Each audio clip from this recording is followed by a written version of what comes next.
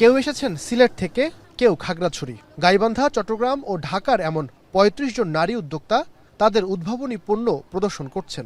যেখানে স্থান পেয়েছে হাতে তৈরি জুয়েলার্স, জিআই পণ্য হিসেবে স্বীকৃতি পাওয়া শতরঞ্জি, পাটজাত পণ্য, খাদ্যপণ্য, এমনকি শাড়ি, থ্রি-পিসও। এরা সবাই যুক্তরাষ্ট্রের দূতাবাস থেকে পেয়েছেন ৬ মাসের প্রশিক্ষণ, যা তাদের ব্যবসার খুঁটিনাটি জানতে সহযোগিতা করেছে। পেয়েছেন অর্থনৈতিক সহযোগিতাও। সাথে এমন মেলায় অংশগ্রহণের সুযোগ পাওয়ায় খুশি তারা। যুক্তরাষ্ট্র দূতাবাস আয়োজন করেছে ব্র্যাক বিশ্ববিদ্যালয়ে নারী উদ্যোক্তা মেলা। ২ দিন ব্যাপী এই মেলায় অংশ নিচ্ছে একাডেমি ফর উইমেন এন্টারপ্রেনার্স এর প্রাক্তন শিক্ষার্থীরা। ট্রেনিংটা করার ফলে আমরা অনেক কিছু জানতে পেরেছি ব্যবসায়ের, এবং ব্যবসার যে বিভিন্ন খুঁটিনাটি আছে সেগুলো তারা ভীষণভাবে আন্তরিকভাবে আসলে আমাদেরকে সাহায্য করেছে, মানে কিভাবে আমরা প্রসার করব আমাদের প্রোডাক্টগুলো। একটা বিজনেস স্টার্ট করা থেকে সেটাকে স্টাবলিশ করা পর্যন্ত যে পুঙ্খানুপুঙ্খ ধারণাটা, সেটা আমি মূলত এই ৬ মাসের ট্রেনিংয়ে শিখতে পেরেছি।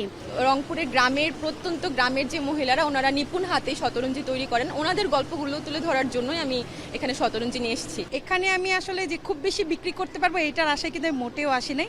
আমার হচ্ছে ব্র্যাকে একটা ভালো মেলায় অংশগ্রহণ করতে পারলে হচ্ছে অনেক বড় একটা প্রমোশন। যুক্তরাষ্ট্র দূতাবাসের ভারপ্রাপ্ত পাবলিক অ্যাফেয়ার্স কাউন্সিলর ব্রেন ফ্ল্যানিগান বুধবার সকালে মেলার উদ্বোধন করেন।